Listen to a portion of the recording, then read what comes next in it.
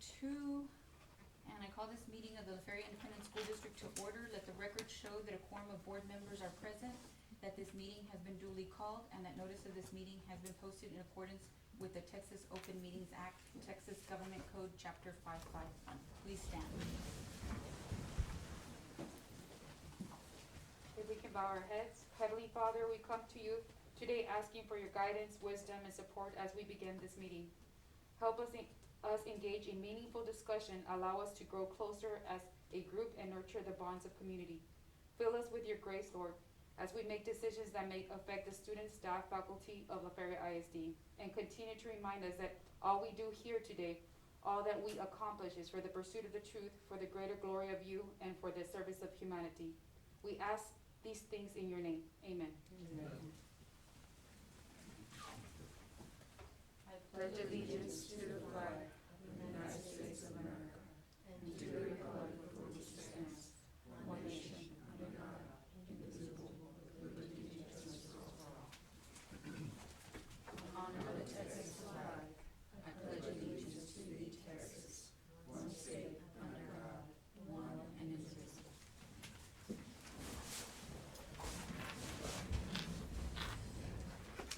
And we don't have public comment? Okay. So we'll move on to the information items, the financial purchasing policy. Good evening, Board President, Board members, Dr. Hernandez. This evening, we're gonna go over some of the district's purchasing policies as they pertain to local, state, and federal.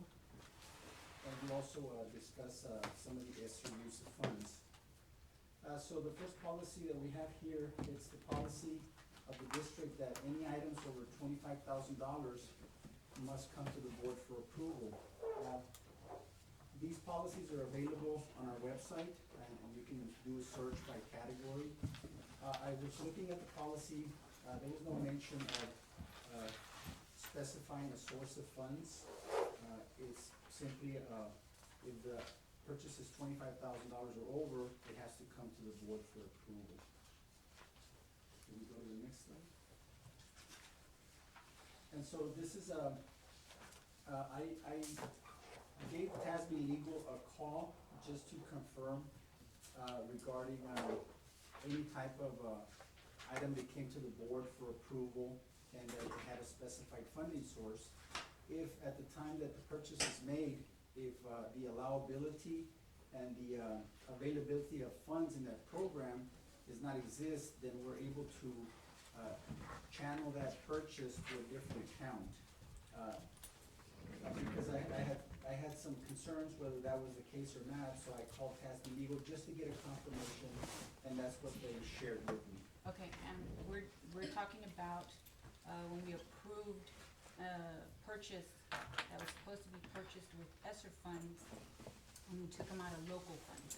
Correct. Okay. Yes, so therefore, allowability means that that item is not allowed to be purchased through that program. So TA puts out frequently asked questions on Esser purchases, and there's some purchases that are questionable. And so if we go ahead and use Esser funds, we risk not being reimbursed. And so for that reason, that happens that even with other programs, not just Esser, if there's a risk of allowability, then we look closely at the guidelines of the program, and we may have to channel that purchase, or maybe even avoid the purchase altogether. Okay, and I guess my question when I brought it up was Yes. because it was federal monies that we were approving, but it was being taken out of local monies instead. Correct. And So, yes. so Yes, that was and the reason for that was the questioning the allowability of making that purchase to that program. In this case, it was specific to fire panels. Right. So my concern was that it would not be allowed under that program, and therefore we would not be reimbursed. And we Right. would be out a large amount of money, and And- we would have to still channel through local funds. And my other question was, did you have to bring it back to the board to, approve? But I guess according to that. According to our policy, This is the policy right here, and it states that the board approves the purchase over that dollar amount. It doesn't specify the funding source. Okay. Yes. But if we approve it under a certain funding source, wouldn't we as trustees be responsible that we approved it under a certain funding source, but then it changed? Shouldn't we at least be aware of that? Yes, you should be aware that, now, in this particular instance, we were working against the clock because the fire marshal had come in and had told us that if we did not already start on the fire panels, that we were risking not having the certificate of occupancy for the building. And so if that were to happen, we would have to house the kids in a different location. So there was a very strong concern about us being able to move forward and bring in the kids to the campus. So for that reason, we didn't have enough time to bring it back to the board. Well, I think in cases like that, I know that Dr. Hernandez is very good about letting us know about every second what happens in the school districts. I think just for our peace of mind, I think this is something that Dr. Hernandez might consider. I mean, you are trying to go, with time and safety of the kids, and I truly do appreciate that. But then I would also appreciate being informed. Like you were saying, that our policy states, I didn't know that the policy states that as long as it's approved, it doesn't matter from what funding it comes. I didn't know that. I thought that once it's approved under a certain funding, that is what I go to bed thinking it's coming out of this money. Sure. And I know this has become more and more of an issue for me because in fact, that's why I was late. I was talking to someone about this. I've been really, really concerned about, and I wanna understand the Esser monies because, there's 3 different types and it has different requirements. But at the end of the day, the main objective of this money is to make sure that we attempt to close that 5-year learning. Exactly. See, Yes. and so I'm very, very aware of that, and it just, I look at grades, I talk to parents and what have you, and that's not happening. And so it just scares me that we are using money for this or for that, or get this, or get that. And in the back of my mind, as a trustee, I wanna be able to give a diploma to you and look at you in the eye and say, I did everything I could to prepare you. And not, I did everything I could to meet the guidelines, to do this, to do that. That's irrelevant to me. What's important to me is what I am, as a trustee, is doing to make sure the child is, and that the parent, and Dr. Hernandez makes it a point to tell me often, well, nobody has complained, no parents has complained. Well, see, I don't function on complaints, because I'm here and I'm looking at stuff myself. So I don't need nobody to complain to me to see when there is a need. So that's where I'm coming from, and that's why I worry about things like this.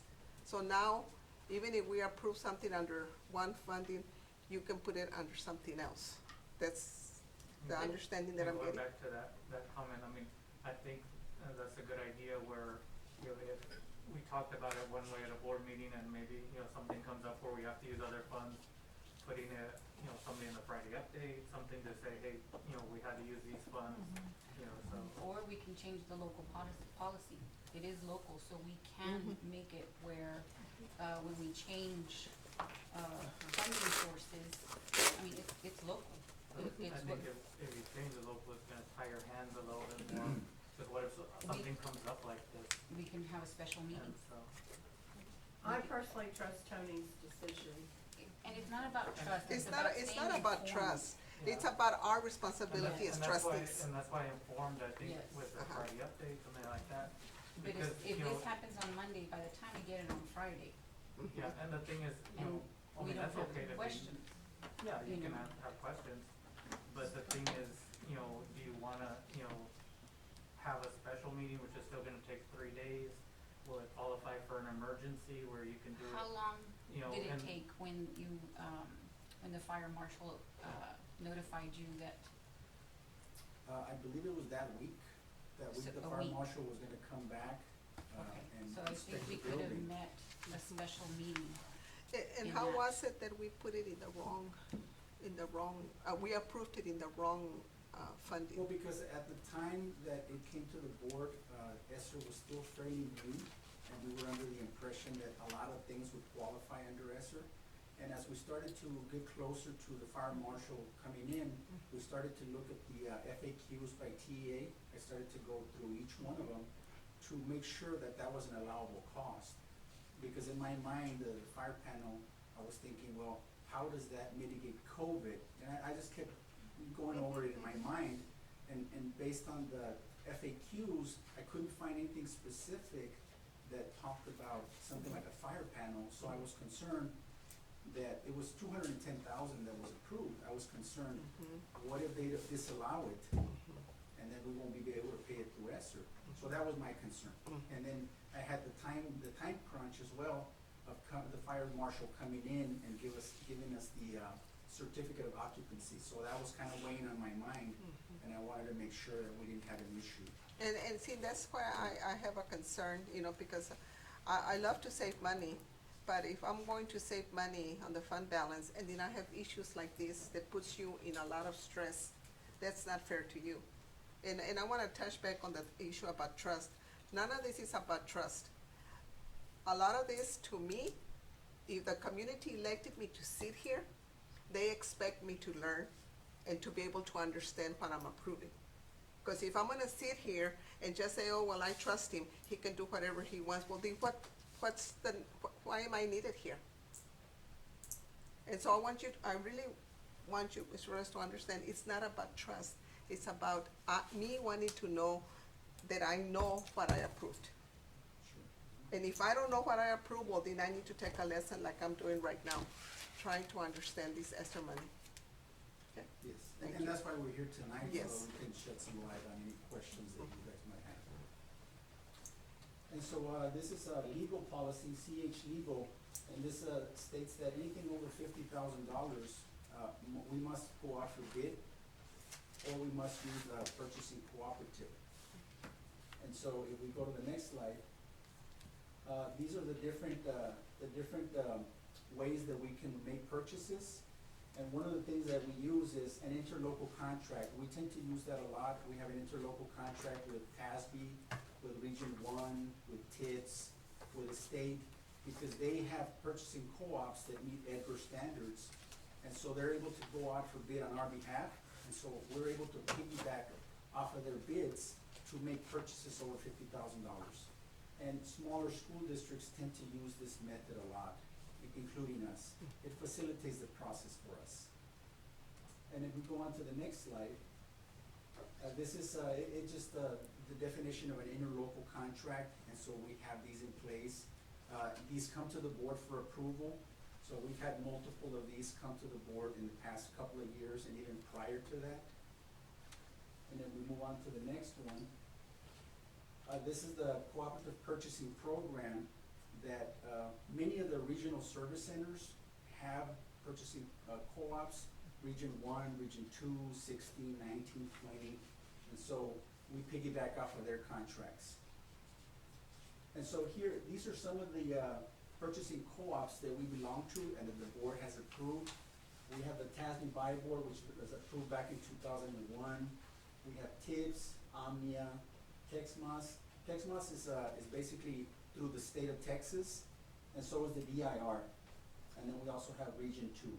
So we're members of all these co-ops, and we're members of other co-ops as well, because we try to become members of as many co-ops as we can, so that if a specific vendor is not part of this co-op, but they're part of the other co-op, we can still use them. And so the cooperative purchasing program is something that our independent auditors, when they come and do our audit, they test for all of this.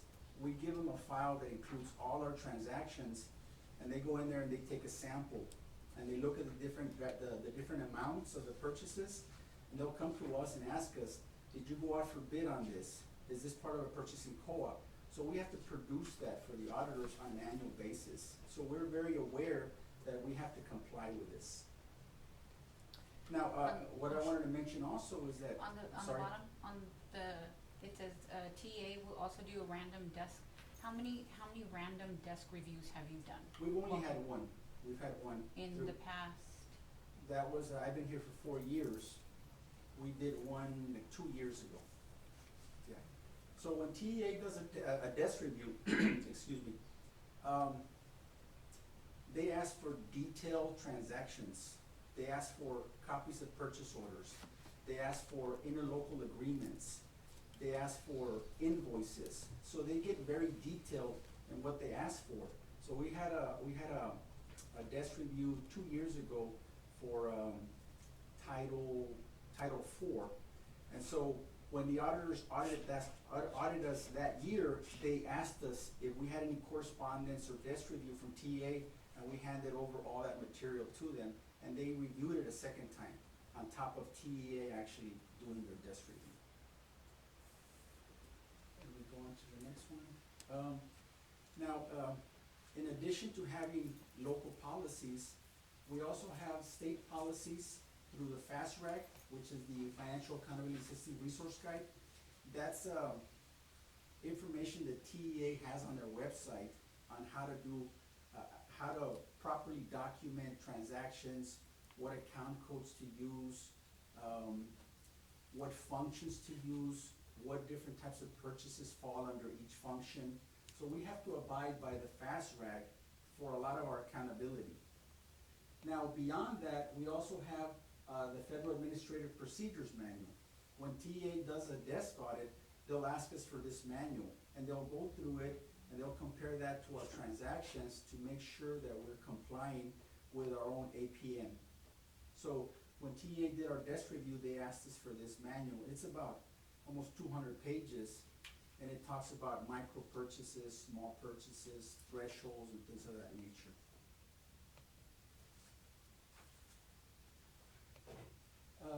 Now, as far as the Esser Funding, these are some of the goals that were in the initial plan that was put out. Because when we applied for Esser Funds, we had to have a plan in place. And so this was part of that plan and the goals that were required when we submitted the application. And so we were given the NOGA, we were given the award because we had a plan in place. And this plan actually had to transition over to our website. And so we have the plan in our website as well. Did we, when that came up, did we assign percentages of what we were gonna spend on each one of those areas? Dr. Hernandez? Well, we know that, what was the requirement? When we No, looked no, at the I'm no- asking, yes, I'm asking, did yes. we assign a percentage of what we were gonna spend on each one of those areas? In each of those areas, no. The only one that we had to make sure that we met was the 20% Okay. and the learning losses. Okay. And I think that's really where I have a concern, that,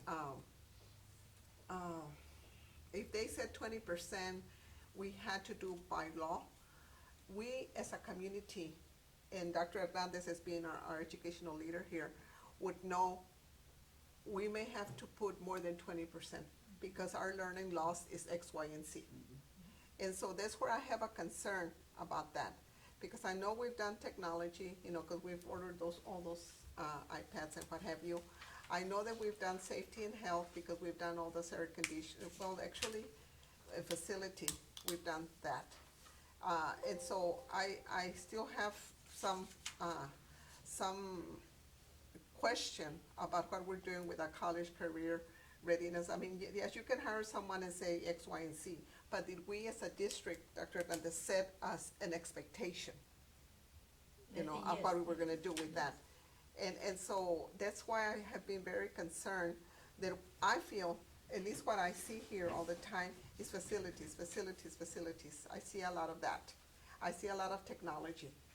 But I don't see, you know, too much on the other areas, and maybe it's just my brain not captivating whatever you give me. But I would have liked for us to have, this is now after effect, that's how I function a lot of times, that we would have said, because of the needs, because of our kids, because all this learning loss wasn't just COVID. We were behind to begin with. And so I would have liked to have seen, well, they're saying that we can do 20, but guess what? We're going to do X amount, you know, to address that learning lost. I have a question, Dr. Hernandez. Under academics, the after-school enrichment program, is that? All of the, what is, the academics, you're absolutely correct, Ms. What is Castillo. it? Okay. It's the academic, it's the enrichment programs we're having after school. We've also provided, parental, we've also included the gaming and STEM and technology. We also talked about the furniture and how all of that is based on the academics, the culture of our students instructionally.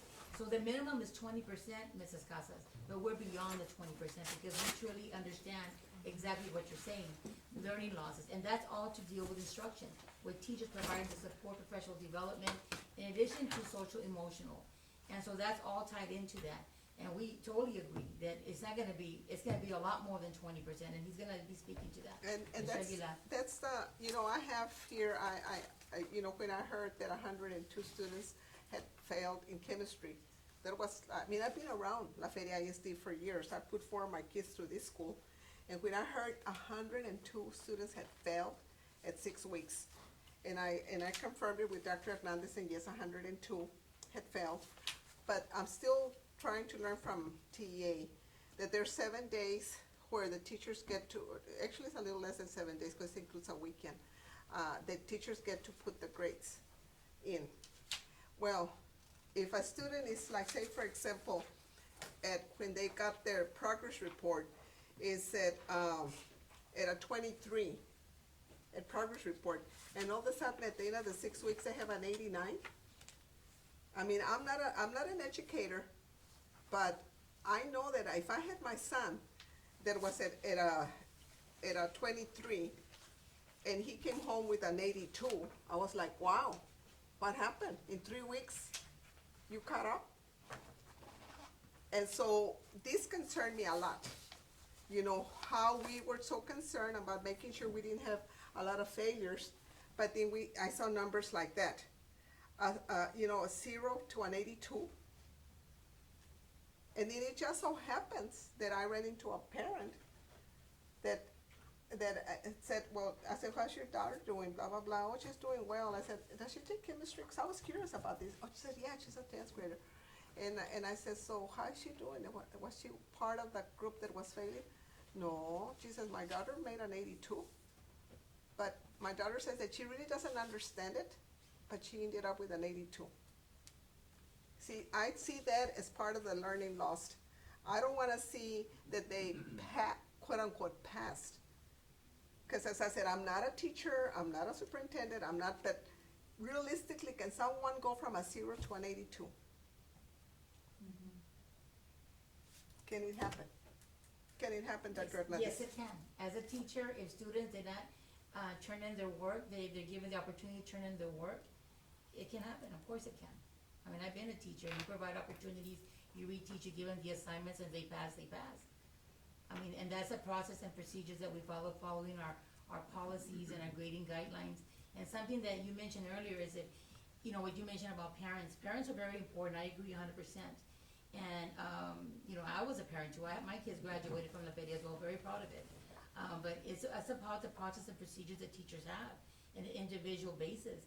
You know, if that was my child, if I knew, of course I would go talk. But, you know, for us to say that teacher gave them opportunity. And there's a lot of different, you know, we all know that, you know, a lot of even our teachers are going through a lot. So they understand that, but they have to earn their grade, period. And so the academics, what you're talking about is different what I'm talking about, learning loss. Because to me, it's having the kids opportunity to do their work, to make up. Learning loss is, did they learn the teachings from last year, and where are they at this point? Well, but So, it's yeah. all in one. Oh, it's Either academics, they're learning or they're not learning. Correct, yes. And see, and it frustrates me a lot when we put this on our parents, when our parents, you know, a lot of the activities they have is maybe collecting socks or having, you know, this or that. Nothing about understanding where your child is. I was one of those helicopter moms. The teacher and I were best friends, you know, because, you know, I approached it. I knew what I had. And so, you know, for a parent to trust us, to say, totally, here's my child, you educate them and graduate them, that's a big responsibility on the district. And I take that responsibility very seriously.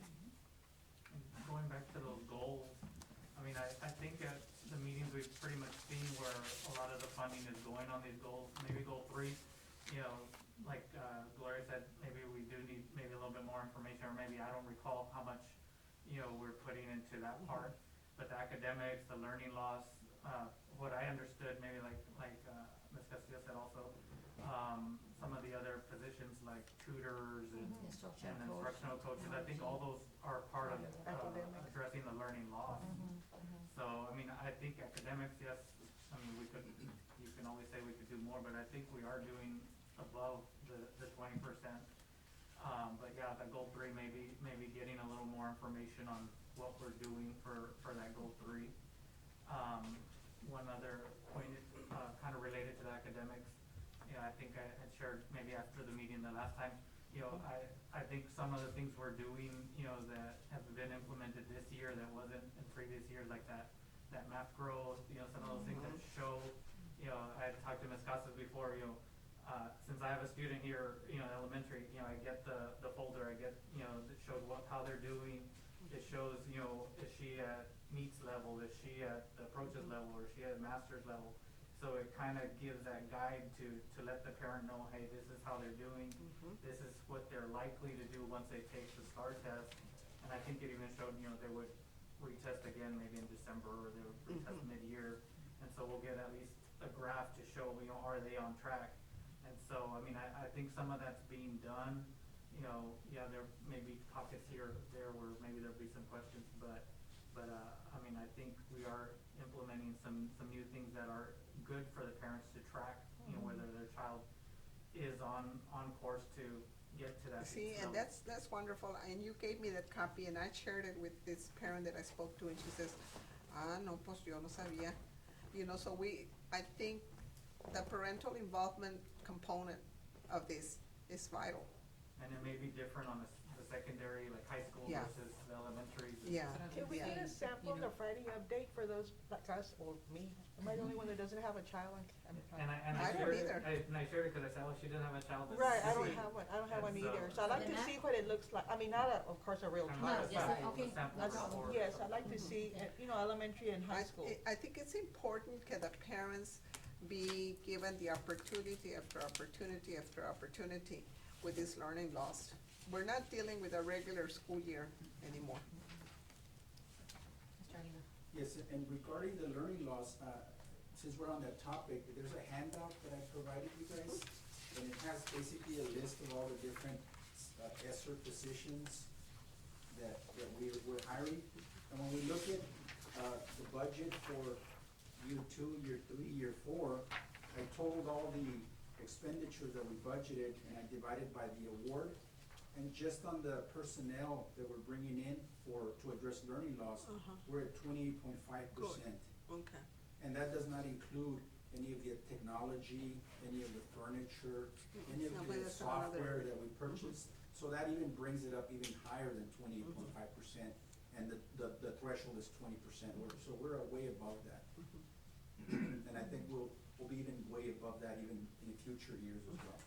And back to Mrs. Casas's question, I remember this presentation being rather lengthy. And I do, for some reason, I'm remembering a pie chart that each goal did have like, On the back. oh, there it I- is. well, It's right here, you have it here. Oh, okay, so I'm assuming we did, Percentages, right, we did do percentages. yes. But this is Back based up on what? the first plan. Yes. So Oh, we made so it's adjustments. changed, Right, okay. only because we went back and we saw that, we talked about it before, like it was a wish list, and we needed to make sure Okay. that everything was tied into a goal, and there's a need, and there's a purpose. Sí, aquí está. Okay. I know what- You gonna use mine? I have mine. I don't know where it is. It's Sí, somewhere this here. one has I'll look staffing at it over here. 42. Sí. Oh, yes, yes, Sí, yes. sí. Goal 1. Somewhere here, I'm sure. See, academic, it was 16% in this one. But Mr. Flores just informed us that they're higher. Technology was only 9, but now it's higher. And, Mr. Briones, you were saying that you showed that map growth of students. Is that for what grade levels are? Because my son is in Yeah, it was pre-K and I elementary. think, It was elementary, so she was third grade. Yeah, I don't think okay. they did it for pre-K. They don't do it for pre-K four. Maybe they're not doing Or it. kinder. Maybe that's, I think it's, I read somewhere on what ages or what they're What- doing it for. What I would like to see also is, a tie between, I know that, CE Val Elementary from the neighborhood schools, we have 3 schools, and then, CE Val Elementary is the lowest performing in academics, versus the other 2. I do wanna see a correlation or relationship between, the Esser money, how much is being inputted into that campus, and see how the correlation, and how, versus the other. And I know that the principals and the campuses have their own, presentation regarding what they're doing, to get those kids, academically in a higher standard, but, when the presentation came to CE Val, it really highlighted that they're really behind.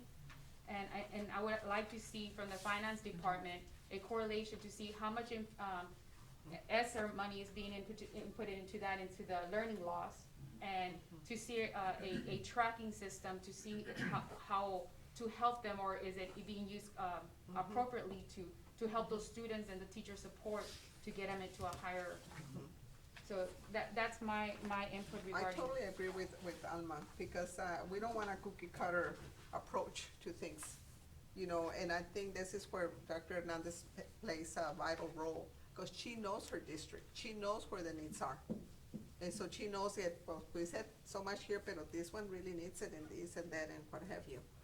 You know, and for us to be able to, it goes back to what Ms. Katie's saying about trust, to me, I would feel very comfortable if I could see, an approach like Alma's saying. You know, we're taking, we're being, I can't find the word to say, we're not doing a cookie cutter, we're actually doing, per need. And I think, you know, I mean, maybe, Mr. Ari might clarify this a little bit, but from what I read, you know, from the Esser Funding and stuff like that, was that since it's federal funds, you have to kind of use it equally Across among the board. campuses, things like that. So if we needed to put more support for Vail or something, if they were low, we might have to, you know, shift and use local funds, you know, to do that, so we don't put more into one campus than No. another campus, but. No. I attended the workshop, yesterday regarding that. And so I'm not sure, that's just No. what No, the you way don't I have to, understood it. it's a district as a whole. It's a district As a whole, if that campus needs more resources or needs more additional particular attention to that's those her- students, there's a reason Yeah, that would be why. Dr. Hernandez's decision. So the campus needs to be analyzed a little bit. Mr. Aguilar, what Yes, is? yes, so, every year for our local budget, we have a comparability analysis through TEA that we have to perform every year. And that's one thing that we upload to the TEA website, and we also provide to our auditors. That translates over into the ESSER program to the maintenance of equity. So there's a maintenance of equity component that we must allocate those funds equally through all the campuses. I guess And what about- that was the one I had read that. Yes. And Maintenance of I equity. may not be understanding correctly, but I read something about the maintenance of equity, and so that's why I wasn't sure, you know, that would be Yes. something where you have to be careful on how you use that. And what I had read in Esser was that it's a district, But there's a difference between, maintenance equity and the equity of the students as a whole. We as a board, we need to provide that equity equally across students. I mean, mains equity is different. I believe it's something that has to do with, but equity as a board is priority for us to make sure that those students are getting, if they need additional support, I understand with local funds and stuff like that, but I think amendments and whatever you need to do through ESSER, like you do, okay, is this, qualified through this program? I think they will adjust, because the whole purpose of the ESSER is for learning loss and of course back to safety. But learning loss is a hugest thing, so I'm pretty sure that is accommodated, but I would like to see a correlation, a graph or information saying, okay, look, I wanna see a connection between our academic loss and how ESSER is being, used, funding to that source. So if I wanna see if Seville is the lowest performing neighborhood school, the students are struggling there in every category, I wanna know how we're helping those students, versus, I understand the other kids need the same attention, but that's our struggling students in La Feria ISD. I wanna know as a school board member that, is there a way to do that, present that? Now, And then as far as the maintenance of equity, mean, I'm not an expert on the maintenance of equity, and if someone else, Quentin or someone else has more information regarding the maintenance of equity, I mean, I welcome them to, get up and maybe elaborate on it as well. And that would be super important, because can you imagine us, little school district, you have one campus doing much lower than the rest. Can you imagine those huge school districts that have different neighborhoods, Yes. so. I think that's where the principals come into play and what their needs are for the campus and, and whether we need to provide that through Esser funds or through local funds, like Alma said, we do wanna provide it for the campuses that need it and what the principals feel they need for that campus, so I think the main point is that we address it, whether it comes through Esser funds or. That we recognize, Yes, recognize that's that. what I'm trying to, Uh-huh. it comes down to the principals and how they, are gonna provide all that to the students. But I as a school board member, just wanna see how much funding is going from Esser to that campus, since it's the most, that, right now, that I can see needs it a little, all of them need it. But that one didn't, not even increase the point. So I'm wondering why, if the others are creeping a little bit step by step, but that one completely didn't even go up at all. So let me just add to that, because when you have campuses, for example, there's variables in every campus, and I understand exactly what you're saying, that we provide additional support. This year, the additional support that we're providing are the two they're all getting support, but the most that we're focused on, honing into, is the junior high and Vail, because there is where we saw our scores weren't up to par like everybody, they weren't. And so what we did, we gave instructional coaches, they also have RTI time. In addition to that, at Vail has the newest teachers, so now we do a lot of staff development and training, professional development for those teachers to help them, because they have the most effect in the classroom and what they teach every day. Now, as far as resources, they can buy whatever resource they want, technology-wise, resource-wise, but the most important is teacher. I am teacher, these are my students, what am I doing to model and to teach my students? And then if I am a new teacher, what are we doing to support our teachers with the instructional practices and engagement? And so our CNI has done exceptionally well. I mean, they're working really hard with their campuses. They go out to the campuses, they go to the POCs, they provide the support, and you can see, I mean, it's very visible because you can see. But to me, I wanna see data. How do we measure it? I wanna be able to measure it. And there's different ways of measuring. You measure through attendance, behavior, grades, benchmarks, teachers asking questions, checking for understanding. And so those are all critical components in instruction and what we're doing. And something that I've always stated is, the greatest impact is our teachers and our principals. Our leadership and our teachers to understand and support. Our role is to support them and provide them the resources that they need to get the job done. And so, exactly what you're saying, ma'am, we do it. No, I'm not questioning anything. No, but what I'm talking about I finances. like what you're saying, and we can show that, and we can Yeah. Share that with you. I think that's agree, a great you point. guys are doing exceptional with what is being provided, and we're supporting that. But what I'm asking, and, cause this is a financial workshop, Right. I'm trying to stay in, Right. and how can we, as a board, what's important for us to see and provide which campus needs it the most. And this is the appropriate time to ask, Mr. Aguilar, okay, as a board, I would like to see this campus is struggling the most. I wanna see a percentage, how much is going there and what is being allocated. Okay, furniture, technology, this is being used for this on campus, versus this other principal required this, but it's because of finances. I'm not questioning anything about what the principals are doing. I know they're doing exceptional, I know the teachers are doing exceptional, they're trying their best, but I'm here with the finance, regarding Mr. Aguilar, like how the ESSER it's a component with academics, percentage, what school needs it, that's it, it's not anything with the teachers. Okay, so here, these are some of the challenges that we experience when we try to use federal funds for purchasing capital or doing some type of activity that's considered construction. And for the purposes of ESSER, TA is considering air purification, construction, HVAC construction. So when we're looking at construction and capital, we need a TA pre-approval, and that's taken a little bit of time doing the pre-approval. We also have to go out for bid using federal guidelines, which means that we have to comply with Davis-Bacon. So we have to put that in our bid specs. And when we actually select a vendor and the board approves that vendor, we have to make sure that they're complying with with the comparable, the prevailing wage of that county. So we have to communicate with that vendor so they could submit a Department of Labor form to us that shows how much they're paying each one of their employees that worked on our campus. Sir, could you go and speak to Davis Bacon? Davis Bacon is, it's a requirement where the contractor has to pay their employees a prevailing wage of that county. They can't pay under that wage, and they have to prove that to us. So they have to submit documentation to us on a regular basis, and we have to verify that they are paying the prevailing wage. So that could get a little burdensome, you know, at some points.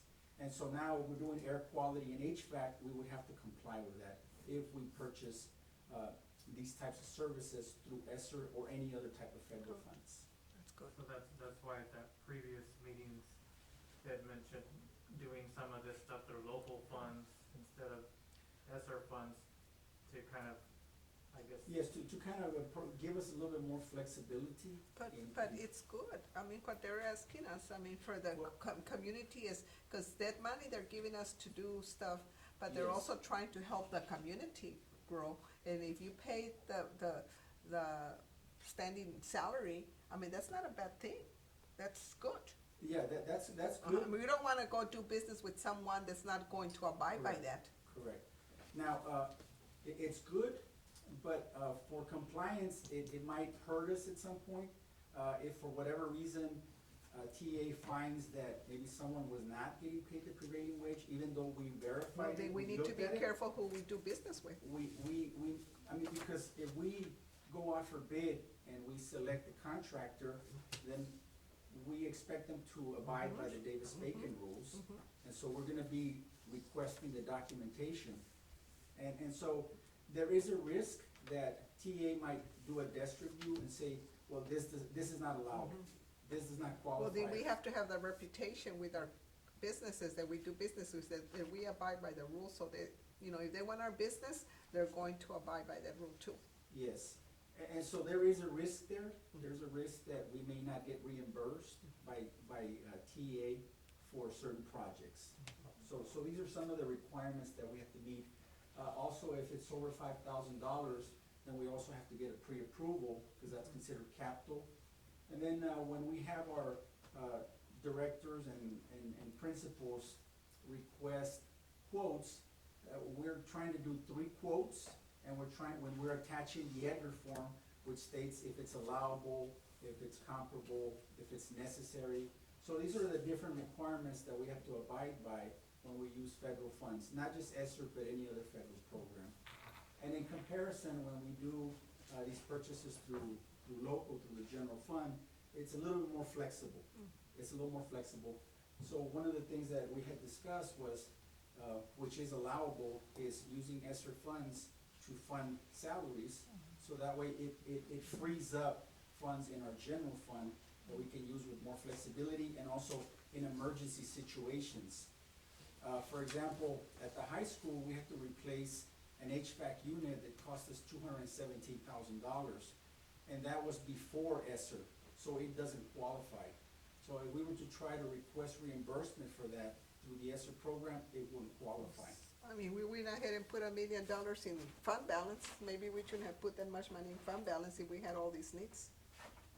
And I think in the future, you know, that fund balance will be important for something you've mentioned in the past, you know, what are we gonna do on year 3, 4, 5? But see, And so that's where I think the fund balance is gonna help us.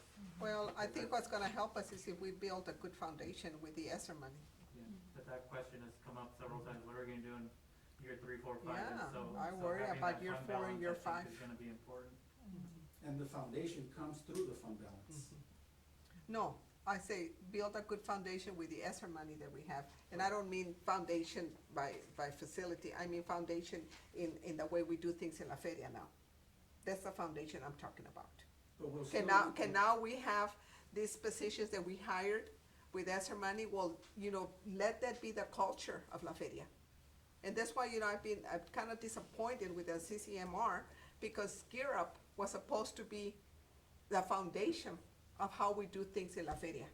And obviously, we've had Gear Up for 5 years, And we still don't have that foundation.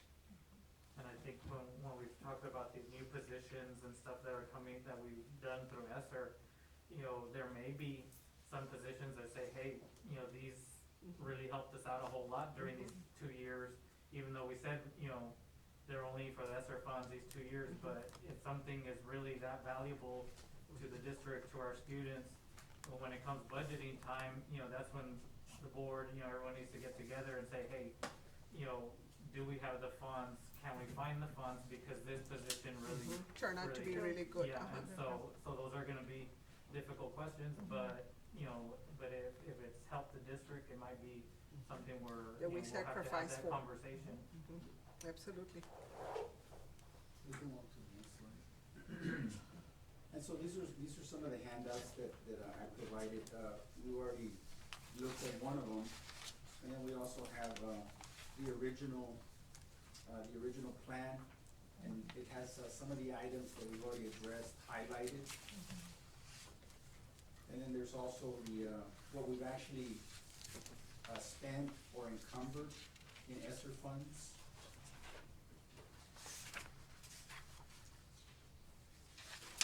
And then there's, what the current budget is,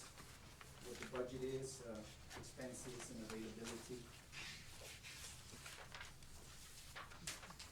So we've either spent or we're about to spend, correct, sir?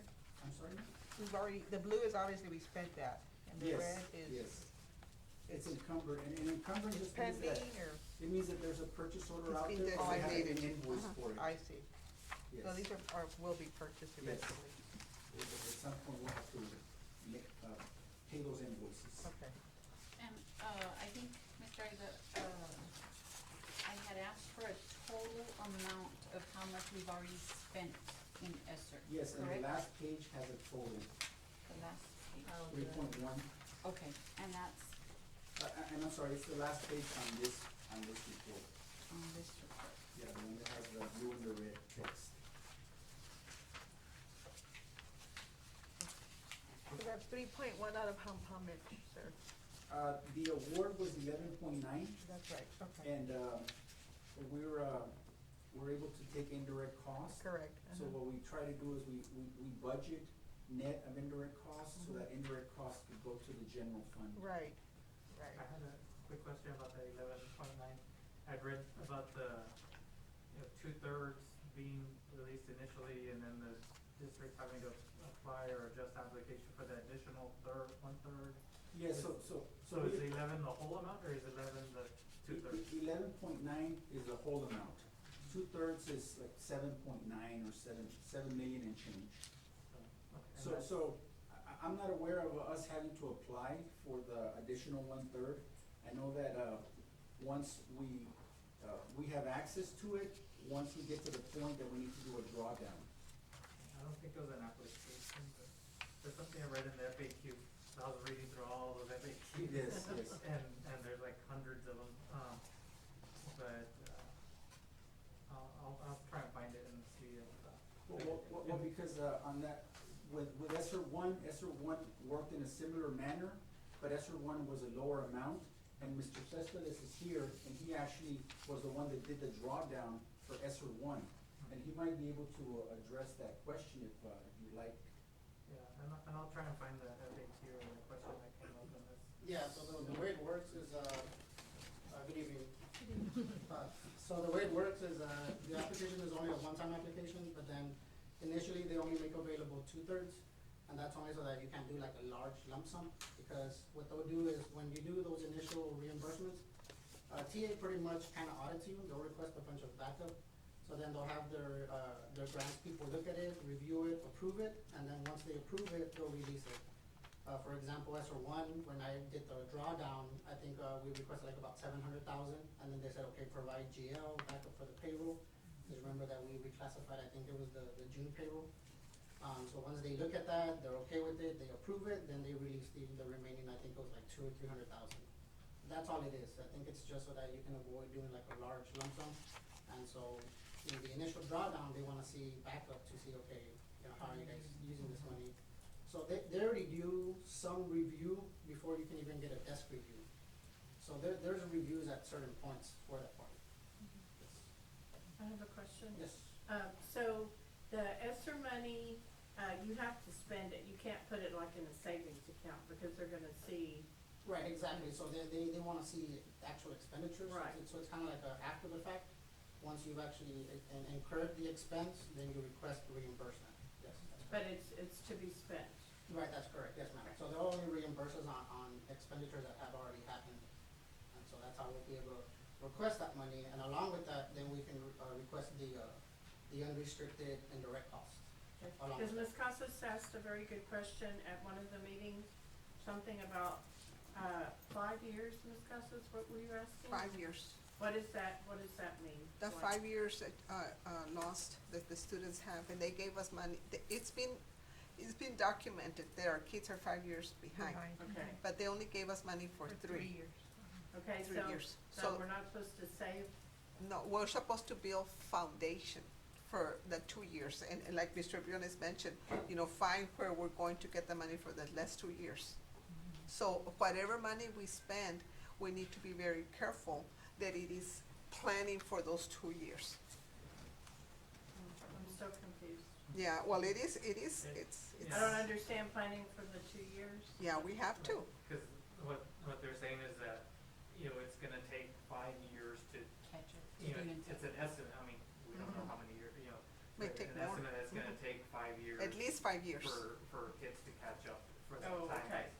And so, but the funding is for the 3 years, so what are, yeah, it'd be great if the kids are caught up in 3 years, but that's not reality, Right. and so, so what So, are we gonna do to help Ms. those Johnson, additional years? and like, it just, for me, so I can better understand it, some of the ESSER money that is used is for, academic, for learning loss and Right. to catch them up and all that. Some of the implementations can be hiring somebody to help them, but what if we, after those 3 years, even after 2 years, and, we still need them?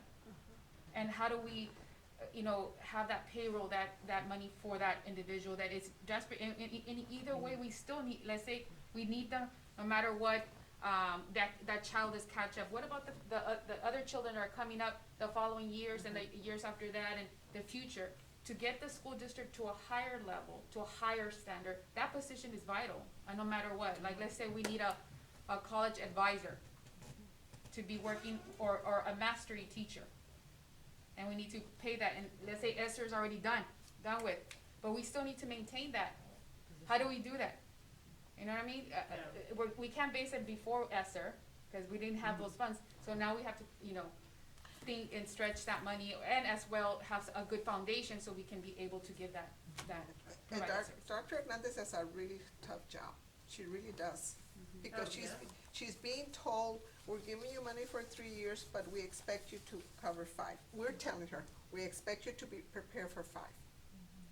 And it's like, this is very, very simple comparison.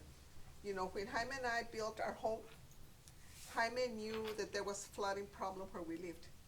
So we had to cut corners so that we could put 3 loads of extra dirt. And I was throwing a fit with Jaime. Jaime, we can't afford it. And, but Jaime said, we have to get those 3 trucks of dirt. Well, guess what? Now when everybody floods, my house doesn't flood.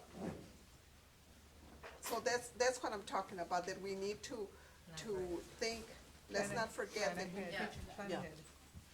And she can do it. There's so many different ways to do it, and, the way I saw after reading, a lot of these things on the FAQs and stuff was, if we're supplanting some of the positions and stuff, are we gonna have some savings to go to fund balance to use for those future years?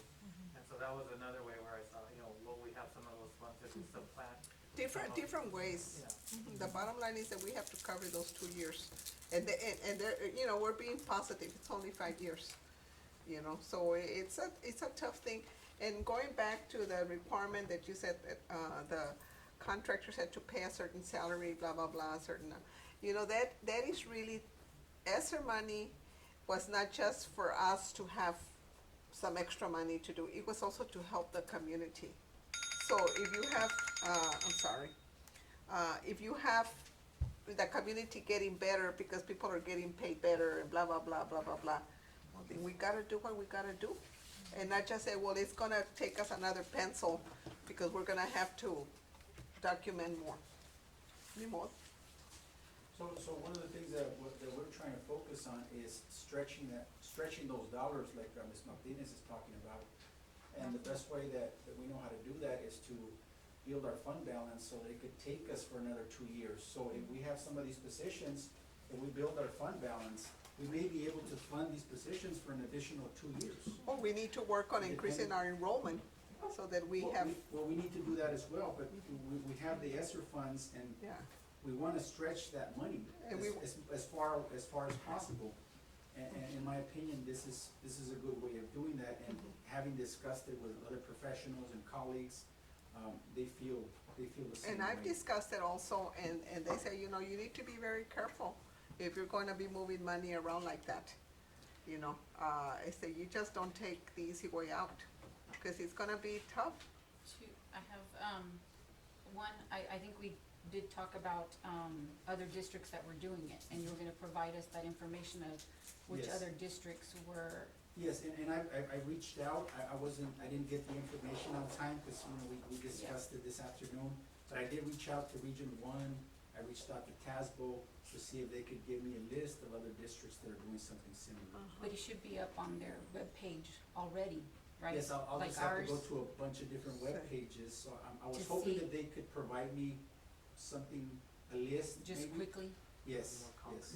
okay, but I guess we can look Oh, ourselves yes, and see, absolutely, you know, absolutely. which districts are doing it. Yes, Because, I understand that, and I shared this with you, that, Josh Haney mentioned that 100 districts have already been, audited and only 5 met compliance. And so, I asked you, you know, what does that mean? And you told me it's because they probably didn't upload their plan, their continuation of instruction and Yes. safety plan. yes. And you know, I was a little, you know, that how could that be something so easy as that? Cause I think that was a requirement for the Esser, correct? Yes, yes. And Is it- so, Is there any way to get, who those 5, and see what they actually, those exemplary, school districts that, you know, got audited, but they did an exceptional job, and what they provided to TEA, so we can follow that? Role models. Mr. yeah, Aguilar, we can today in do a it. meeting that we had with the superintendents, they Yes. said, she stated that they're gonna be providing that. Out of all the ones they met the gold standard, that's what they said. The gold Those 5 Yes. met the gold standard, and what they're gonna do is they're gonna share with the rest of the districts what was Oh, that on would the be gold perfect. standard. Yes, so that's forthcoming. Uh-huh. We heard that today. And I know that the last week or so, I know the TEA was auditing, people's, districts' websites to see if they had their plans uploaded. And the big one was, making sure that it was in English and I Spanish. see. That was one that the individual today spoke to us about. And so that was good, cause we have an English, Spanish, but many do not, cause many of the superintendents, they were talking about how they were all working at night doing them in Spanish. Well, not them, but their people, because that was something that was shared with us last week, I believe it was last week, right, Mr. Aguilar? But that's what they're doing right now, the audits. Now, what there also is exactly what he's speaking about, we talked about it today as superintendents, I know I've spoken to about 18 of them. And they did say they were gonna be doing exactly what we're doing with salaries, because the flexibility. That's all it is, because sometimes you have emergency cases that you don't have to wait to get TA approval, then you gotta come back, then go out to get your course. It's gonna take time. And especially when it's directly impacting our students and staff, you know, we wanna make sure that we're able to provide them what their needs are. And so that is why, you know, we have been speaking about it, and that's why many school districts are doing it as well, And exactly that reason. when are they planning on doing this? Some of them already started doing it, to be quite honest with you. So- We haven't, have we started, we have the ESSER positions, right, Mr. Aguilar? Yes, ma'am. As far as making that switch, one of the things that they said is very, very critical is to make sure that we keep a keen eye on the maintenance of effort. And that deals with how much we spent last year to this year, because we had to spend 90 to 100%. And so, they also spoke to you about that too, right, Well, sir? that applies to, special education. Right. Special education has a maintenance of effort component. So what we spent last year, we have to Have to spend spend this 100% of that or more the current year. I would like to know if those five, if any of those five, transferred money And Title I as well. for staff. You know, because I've been told, I'm not a superintendent, but I've been told by people, you know, I mean, do it if you absolutely have to, but that's putting yourself in situations. The other question I had, and you're gonna have to walk me through this because I'm having a very difficult time trying to understand. So this 3,146,821.22 is what we've already spent or in the process of spending or? That's correct. Okay, so where does this fall in this? Is it year one? Is it year two?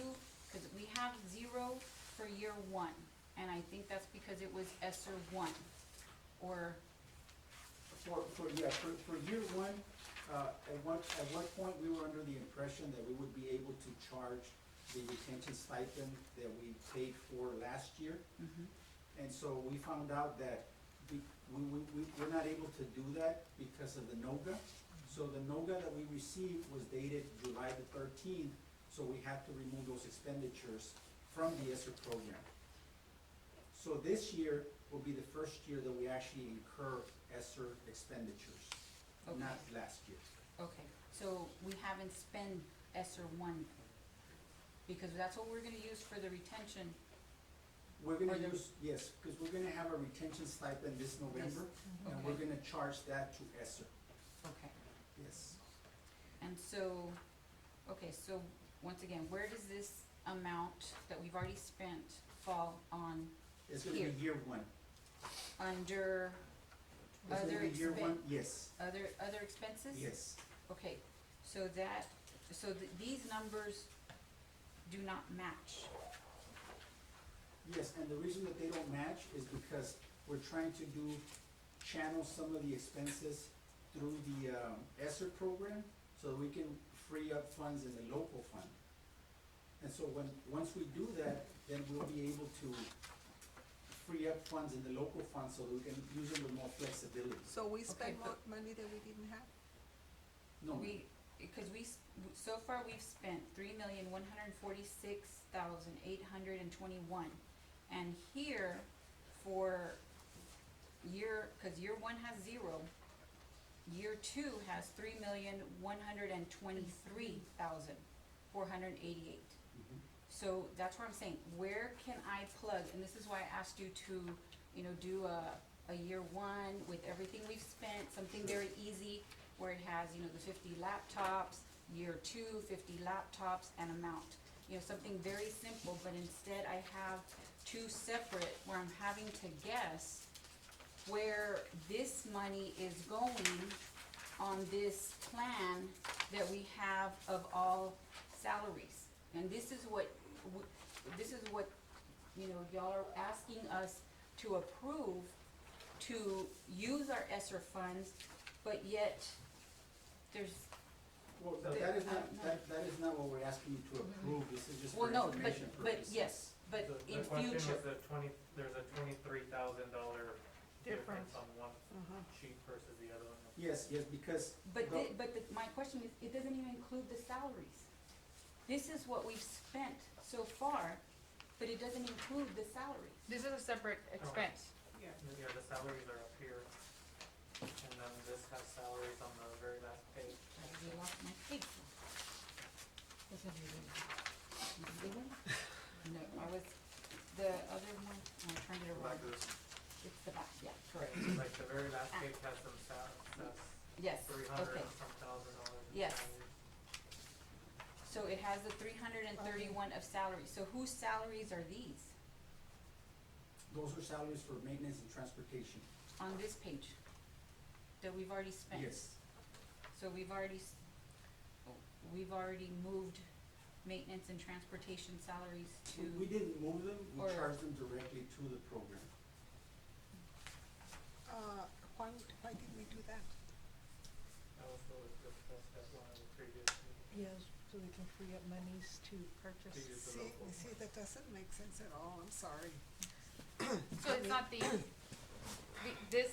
colors on the last page are not, these are not. See, because no, they are. what you Because it's have- other expenses is the retention stipends and the other general fund salaries, which include maintenance and transportation.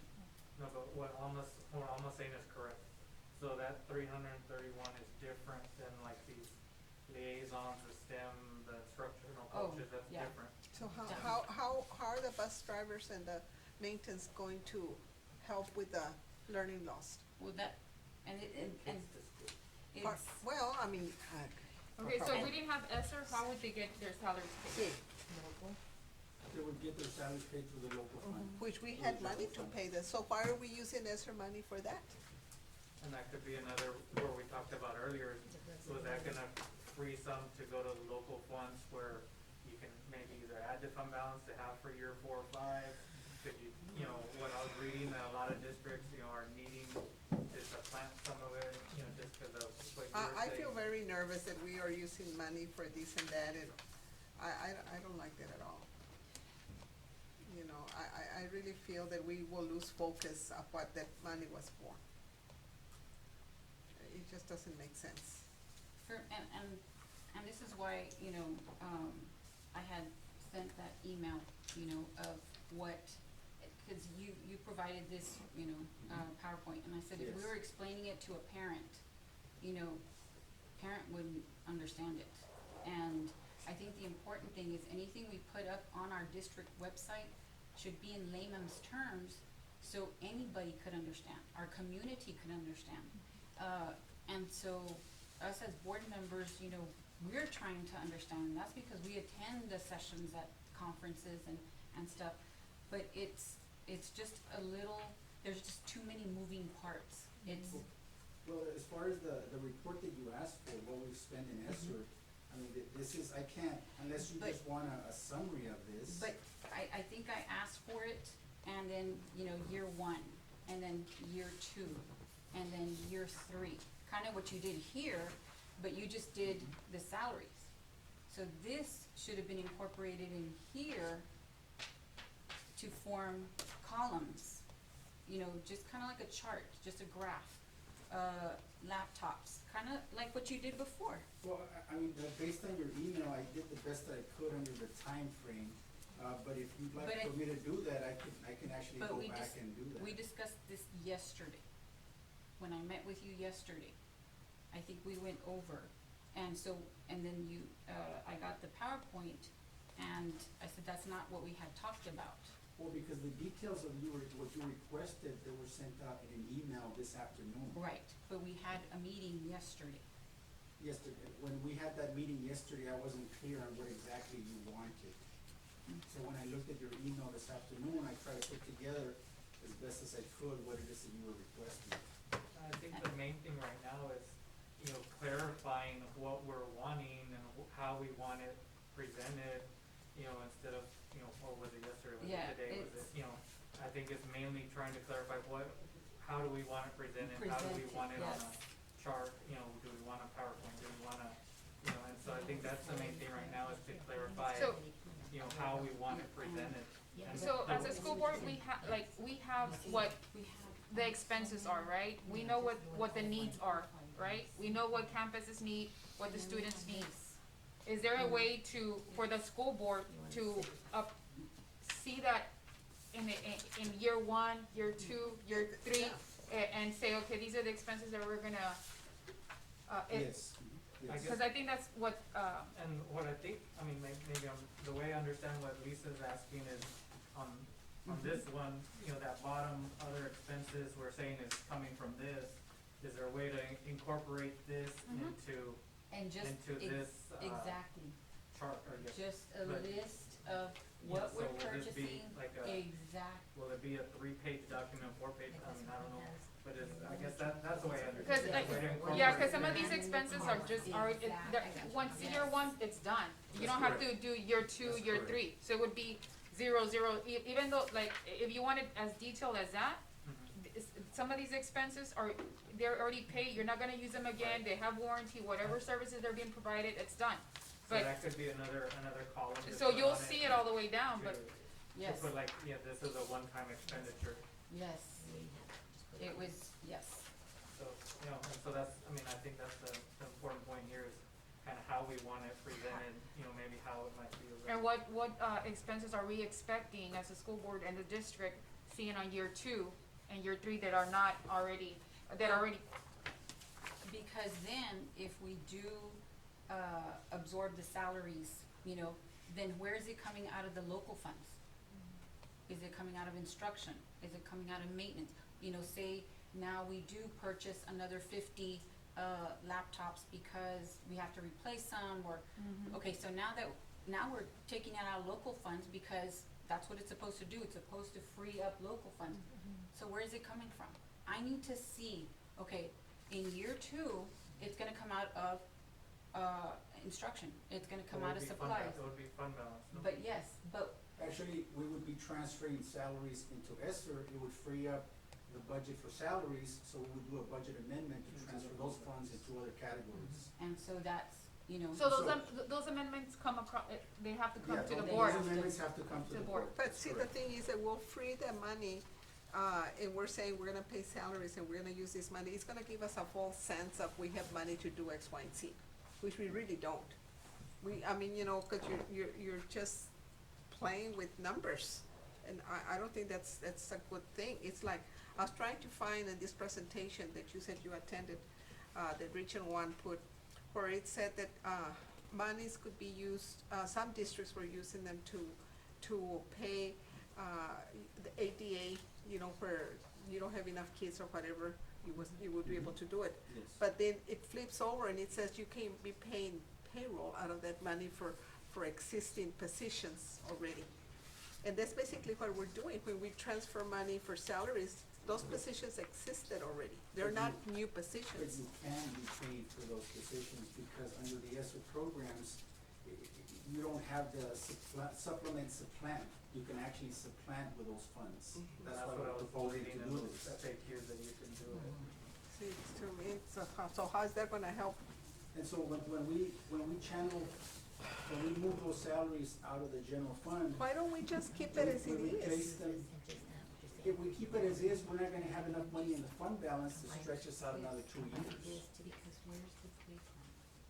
Okay. That's the. I think, we have to collectively put all this together.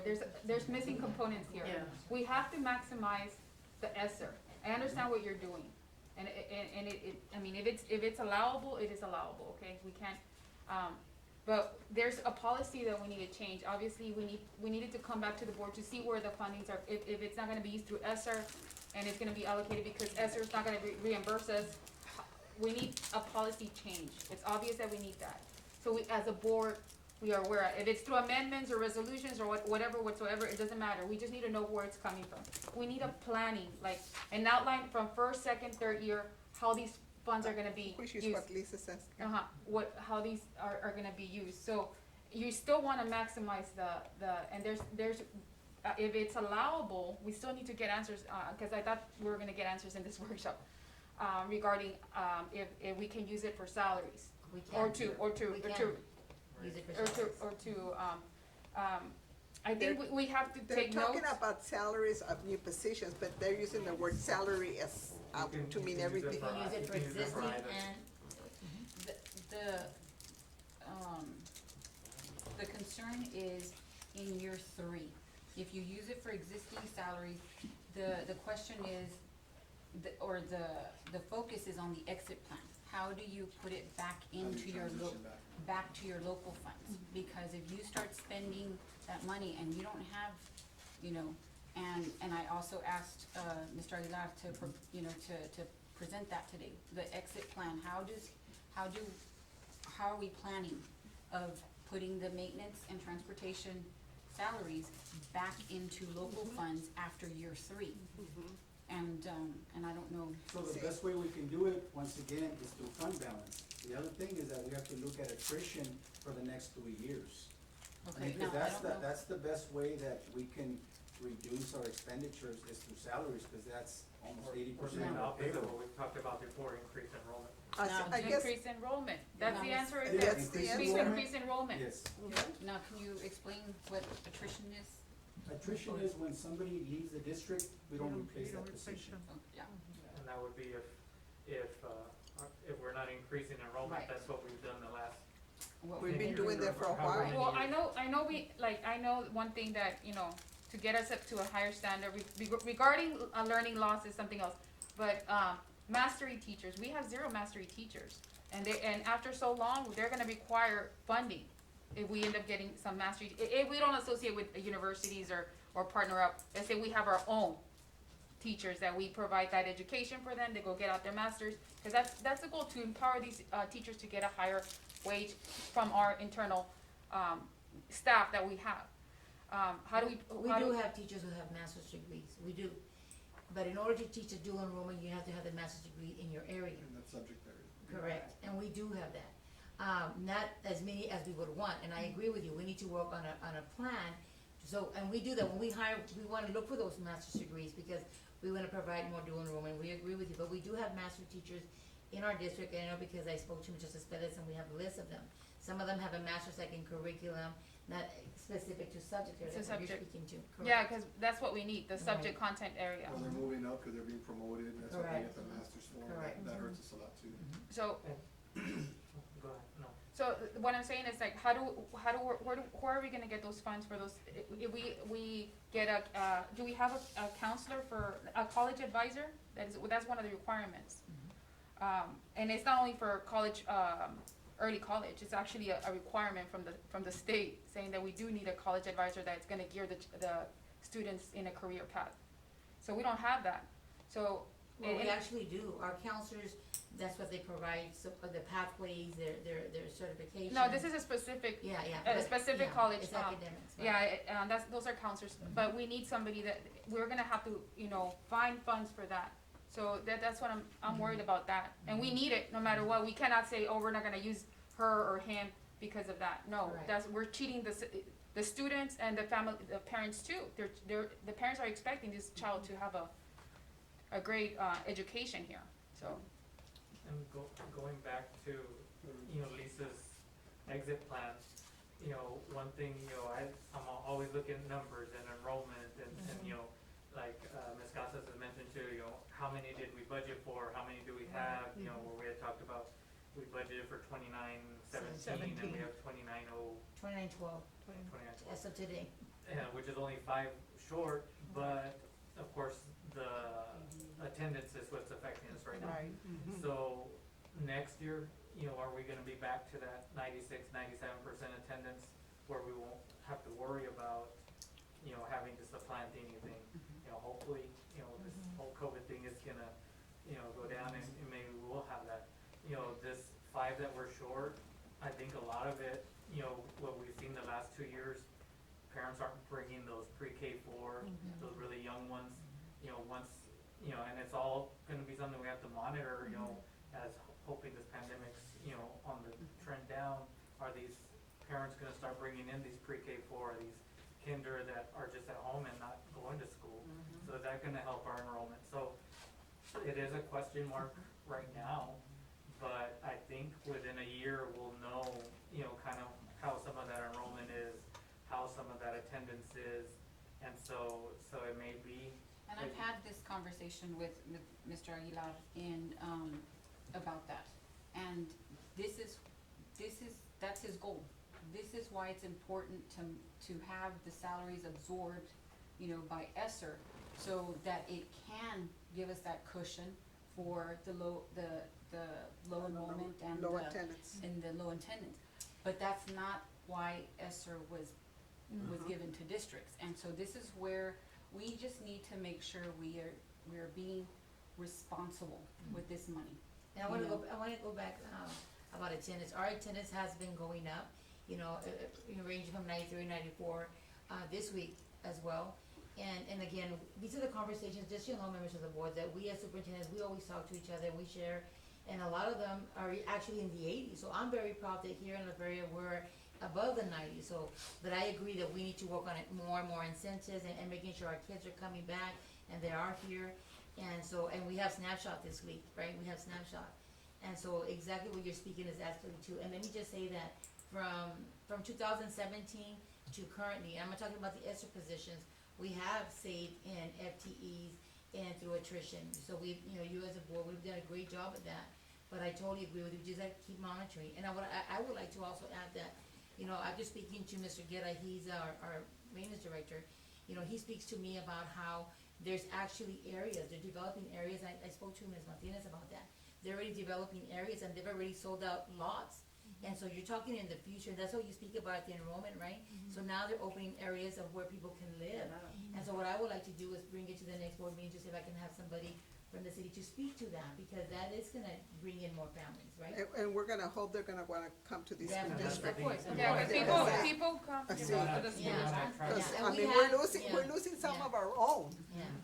so what's to say? One of the A lot of questions, schools go through that. one of the questions is, you know, in order to maximize the Esser funds and all that, we're all talking about, you know, if positions are allocated for, because of the Esser, and how to, we need to be a little bit more conscious of what positions, like, I'm looking at this one that you provided, and I know we have a cafeteria worker, and, you know, how does that contribute to our, you know, And that was Okay. approved to the board. yeah, I remember coming in, Okay, I understand that, but, the as a meals board, coming we out. need to be a little bit, since we're coming to this financial workshop, make sure that, you know, when, in future approvals, something like this, like the I'm not saying it's not needed, but, I'm sorry, but I'm gonna bring something, the food that is being provided, it's a grab and go, and the stuff that is providing in the bag, is it necessary to have an additional worker for this? Because the food that is being provided is just, I'd grab it. yeah, it's a grab and go. I really think we need to also make sure as a board that we know what we're hiring, because obviously we need a different position. That money can be used very efficiently for something else. And there's grants, that I spoke to Dr. Solis, who's the Region 1, and Dr. King as well. There's grants for a college advisor. It doesn't have to necessarily come from the Esser to maximize, to use that money for something else as well. So there are grants, so it's not only what the Esser we're talking about. If you really want to maximize a lot of the funding and how we're using it, how we're stretching it, we're gonna put it in the fund balance. We need to start looking at other areas, enrollment, attendance, other grants that provide that funding for that. I know that early college provides that funding for so long, and then after those 3 years, you're on your own. If So- they provide the grant, cause we're not assured the grant. Yeah, because we need to have those things implemented, the haven't been very requirements lucky. already, like a counselor, a early college, we need to have stuff already done that should have been done 5 years ago. So, that's what I'm saying. I do wanna point out one thing. The grab and go meals are for families, the kids that do not come to school, so babies to 4 years old. That's what those are for. The extra position is because all these kids that are in remote learning, they deliver the food to those houses. Okay, but regardless, And also, really quick, since we're talking about women, food service worker with benefits, you're talking only about 13,000 per year. So, I mean, it's. But it's nonetheless, pennies, right, the food is not. to the dollar for the. For How much is the agriculture funding? Definitely won't. But I think when it came to the board, it was in reference to what Ms. Flores said, it was because we were gonna have to be providing meals outside of the regular school. So how many employees do we have in the cafeteria right now? Like, for that purpose? Do we have drivers, we have, all that? Yes, so we use drivers for the kids that are in remote, that have to go home because of COVID for whatever reason, whether they have it or they were close contact, then those people will deliver the food to the houses. do we have, Because we don't want the families do we have obviously that to come up. many that it requires a full-time position? Well, I mean, there were, at the beginning of the school year, if you remember, See, I we had remember the beginning of several, the school you year, know, And that's what I was gonna say, it's something we can just do up to year 2 and not Right. year Not 3. year three. Yeah, we may not Absolutely, need right, it so in we- future years. And this Yeah. is why it's important to have, you know, Exactly, that's the my graph where we start to see the updates and where it's removed and, you know, And things like you're saying, that things are gonna change and they can change yearly. You know, one of the, I don't know where I was reading it, whether it's TA website or this FAQ, you know, I was reading where I think over 60% of the districts across the state, you know, are running into the same issue we have. You know, the attendance is low, like Dr. Hernandez said, some are 80%, you know, and so where some of these funds were gonna be looked at to supplement, you know, they're turning into funds to supplant. And so, you know, will it only be for 1 year? You know, possibly. But, you know, if you don't supplant, your funds, for the year, for your teachers, for your maintenance, are you gonna have to cut teachers? Are you gonna have to, are you gonna be in a class that's, 30-1, or are you gonna cut maintenance? Are you gonna cut, so a lot of districts are supplanting, and that's what where I was reading is that they're doing that because, And the numbers are like this across the state. and that's, I guess, the question I have is it something we have to do now? Or is it something we can do in year 2, or as it gets closer? Cause if enrollment starts going up, then why do we have to absorb the salaries? Well, right now is the time to do it, cause right now is when our enrollment is down, our attendance is down, where we might not need to do it next year or the following year. Because right now is when our attendance is down. And if we don't start doing it now, then we may have to scramble to spend that money in year 2 or year 3. So there wouldn't be nothing else to spend it on, if we don't spend it on that? Where Well, is I our, thought we where have is a our list, needs? We have a list. Where is our needs? If we Because truly, once if we we address truly HVAC approach, if we truly approach the needs, holistically, I mean, I'm sure we wouldn't have any trouble spending the money, that's a concern. And the main need is, with instruction for personnel. Yeah, and then, But see, if- but if it's we're regular paying the salaries, personnel, we're not gonna have special personnel. the same class sizes that we have and keep them low. I mean, I read somewhere some districts added people to reduce the class size less than 22, to try and get to 18 or 16. But, some, maybe didn't spend the money on that, and I spoke to a teacher in another district, they said they had like 35 in their classroom. I said, that's crazy. But, those are the choices you have to make. Are you gonna supplant Well, I'm the gonna funding look, to keep our numbers low? I'm gonna look forward to our STARS test, and I don't wanna see a whole bunch of kids on the approach level, But that's because we had the money to spend for enrichment. And we are, if you look at our programs, Well, they're doing a we'll lot in see. enrichment and our responding to intervention, so we are. Because I don't want, ESSER money being used to replace, ADA amount that we don't get. Because we don't get ADA, because our kids are not coming in, but we're not gonna be using ESSER money for that.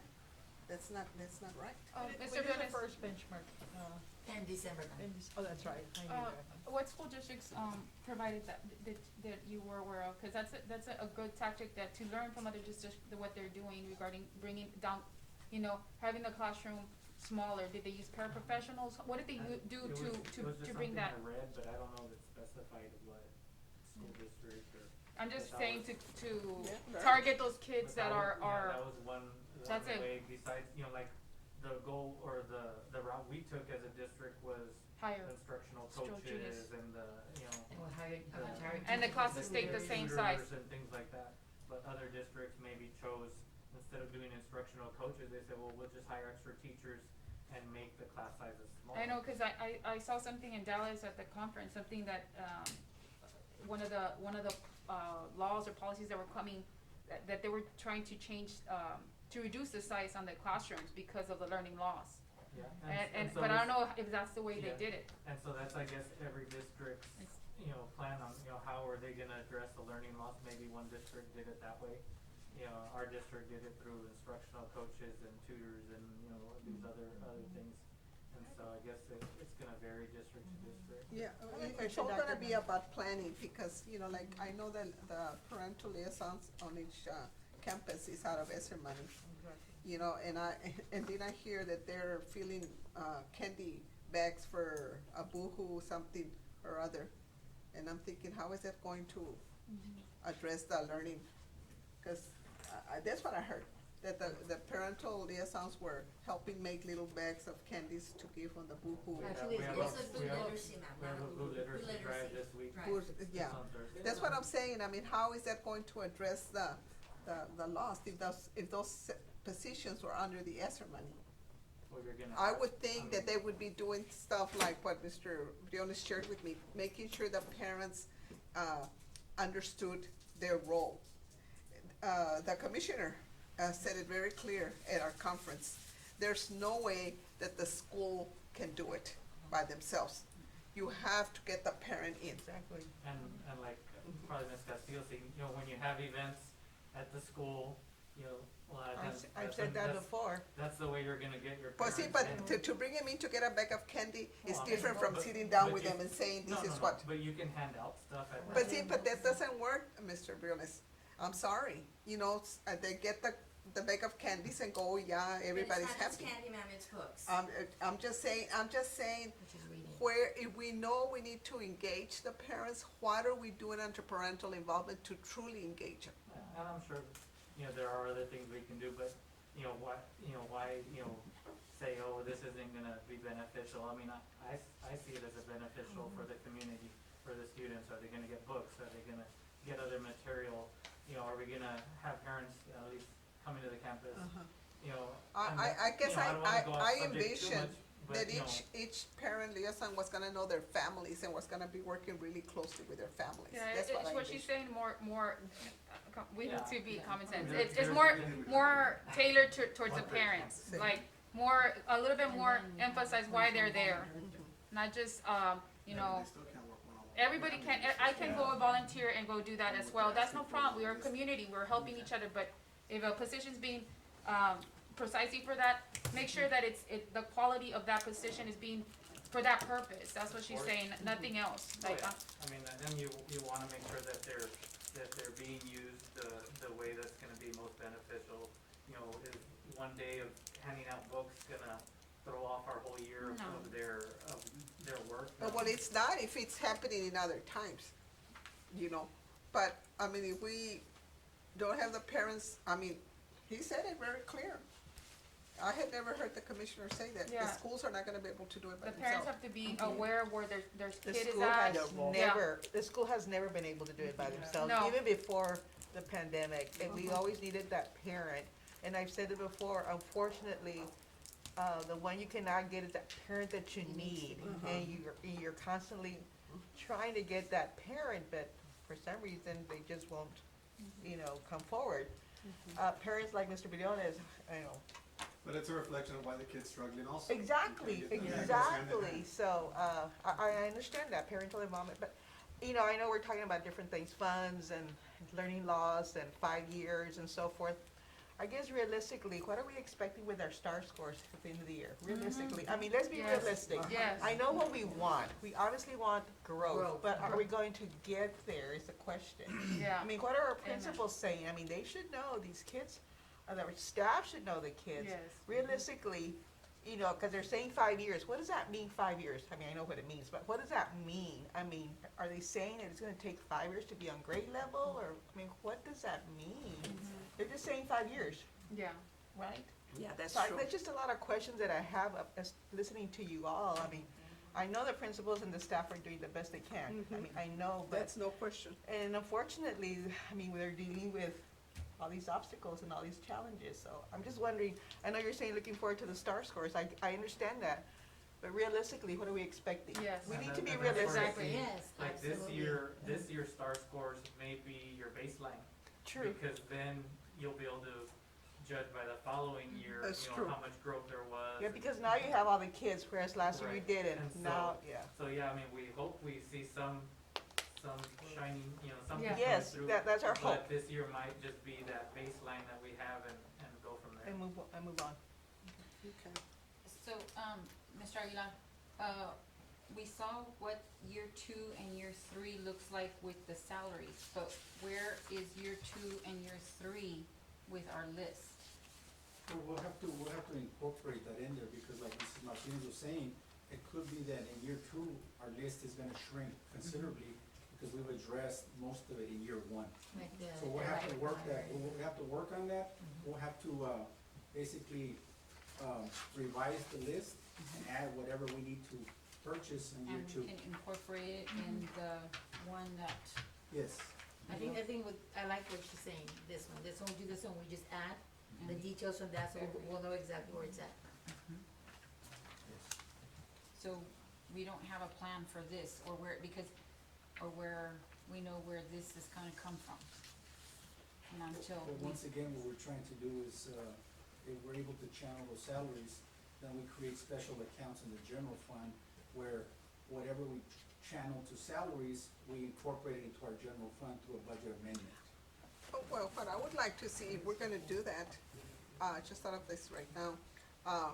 If we're going to, let, just for the sake of numbers, put 2 million, salaries, blah, blah, blah.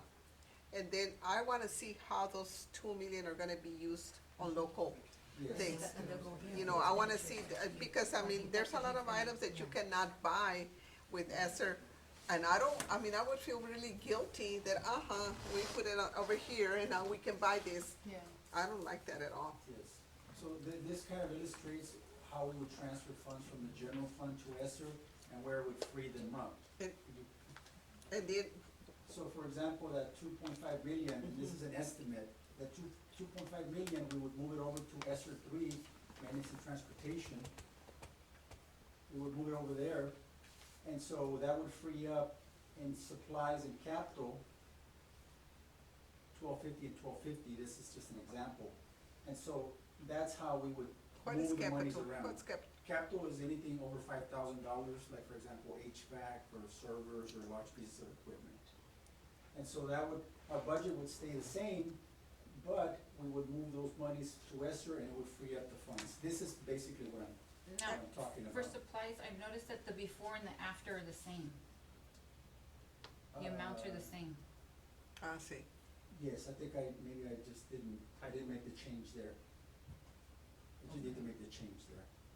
Because this is a Google Slides, it doesn't automatically change the formula. There's no formulas in it. I don't know, I just feel like we will have a false sense of we have money for this and that. When Because in this is reality, just- we This don't. is just temporary.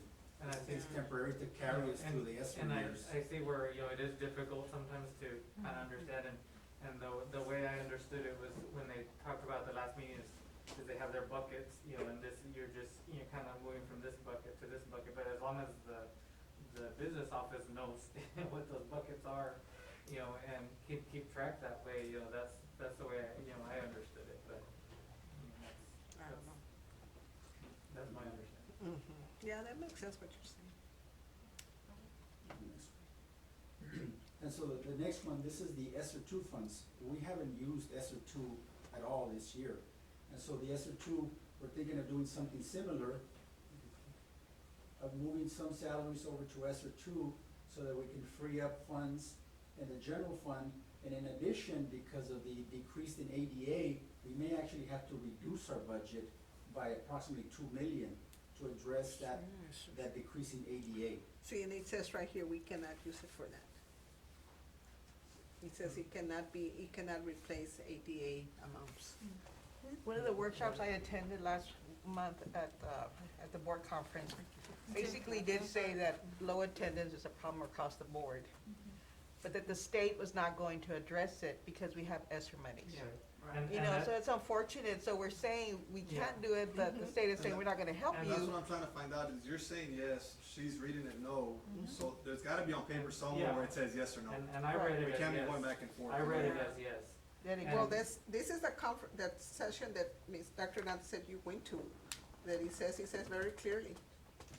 Can you read it, ma'am? What does it say? He says, no, it asks the question about ESSER and ADA, and he says the answer, no, ESSER is not intended to replace the state funding, and so therefore cannot replace ADA amounts. It's not intended, but the state's not going to help the districts. Well, see, they're gonna let the districts take the blame. And is that what you read also, sir? My understanding is that we can't do that. Pero- Not your understanding, what is it that you read that says, cause she's got it there that it says no. Yeah. What is it that you read that has, and I'm just trying to clarify, cause it's back and forth, yes you Right. can, no you can, it's already getting old already, Yes, so. because when we look at the ESSER applications, there's a line item there that says that you can use ESSER for salary purposes. But they're talking about That's what we're salaries doing. of new positions that you Let put. me read the FAQ that I saw. It says, can the LEA use ESSER funds to pay teacher and other salary costs even for existing positions that would be supplanting state or local funds? So that's saying existing positions. It says ESSER funds may be used to support teacher and other staff salaries and benefits as long as the expense is reasonable and necessary, and the LEA justifies the use of the funds and allows, it's an allowable activity in the statute. Although the LEAs are not subject to the supplement, not supplant requirements under ESSER, LEAs do have to meet maintenance and ethical requirements, so it's saying that it may be used. Yeah, but, For the- but, It's kinda like a loophole. yeah, You it's a know, loophole. You use it for the salaries, the ESSER frees up the salaries, now you Mhm. can use it for the ADA, Yeah, basically. No, I know how it Yeah, works. but I'm just trying that's- to, that way we're yeah. not going back, I understand how everything, See, how they and- wanna move the money. and the Yeah. thing is, We And can that's- utilize it over here, I mean, I And- get it. and But the that's- thing When I is read that it, like, yes, you can this, do it. But this we continue here with presentation, amongst ourselves, yes and Yes. no, it's just, this So it's presentation, in the loophole. Mr. Zambrano, this presentation that you attended was for preparing for an audit. Like, how do you keep yourself from getting in trouble Mhm. when you do an audit? well, yeah. The other 95 districts that didn't make it, didn't get, only five did okay in the audit out of 100. I don't wanna be part of the 95. And I agree, you're right, and that's why we're trying to get to the bottom of, Can't now, we- those 95 didn't make it is because they used it the way we wanna use it. Possible? You see, that's what, that it's possible, so we don't know for sure, and that's what we have to figure out also. And so that was what I read, that you can, because it said for new or existing positions. And this is for preparing for an audit. And this- it's saying This is no. on the TA's FAQ, That talks specifically about Esser. So, I don't know, who else would be able to answer that, but, I mean, that's what I read. And that's what I read as well, the FAQs. so what did you think when you read this in the conference that you went? Well, that right there refers to the FAQ, it actually has the FAQ number on it. No. That's the one that you're looking at. No, this is a presentation that, Region 1 had. Yeah, that's the one. See, and it says very clearly,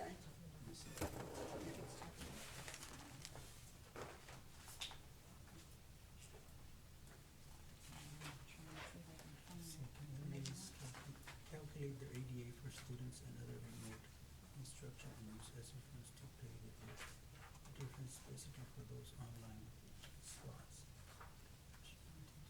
State funding, therefore cannot replace ADA amounts. Esser can pay for actual expenses incurred by the ADA to provide remote instruction. Cost per child for.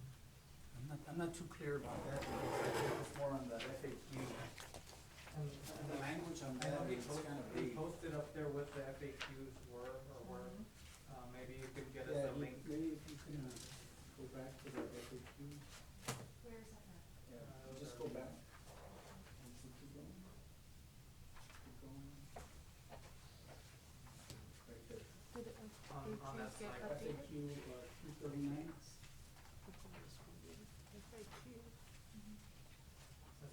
That's where the FAQs come from the TEA website. I went to one, I can try and copy, but it has the release of ESSER three funds, and then there's a link to the FAQ, so I don't have the exact site. Are those updated, like to the, current Yeah, updates? the Yes. FAQ, Yes. what I was reading today, it has like any that are within the past 10 days or something like that, it'll highlight them in yellow or in a certain. And that one, where you read, how long ago was that one?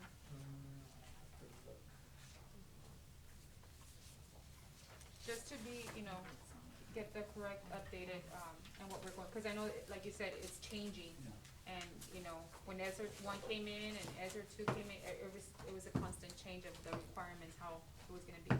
So now ESER three is here, but it's trying to, Because for the most part, I think, ESSER 1, 2, and 3, they have similar requirements, with the exception of ESSER 3 requiring that 20% Yeah. learning loss. Yeah. I think there was just one more. Yes. So, so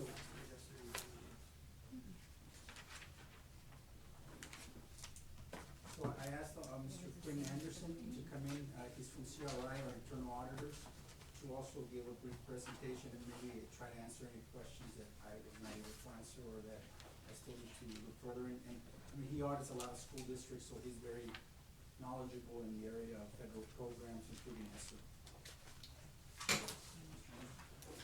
It sounds to me, after listening to you guys have done so much homework, there's nothing you don't know. We've all got a little bit of everything that,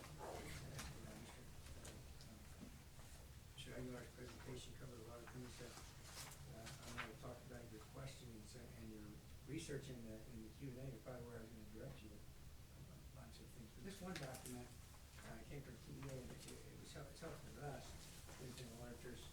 And it talks about the three ESSER grants, 1, 2, and 3. And unless you think otherwise, let's just pass on ESSER 1.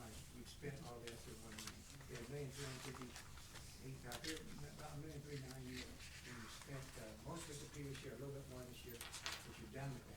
You used it for salaries, people who stayed around during this pandemic process, and aid and other personnel, that you fully utilized.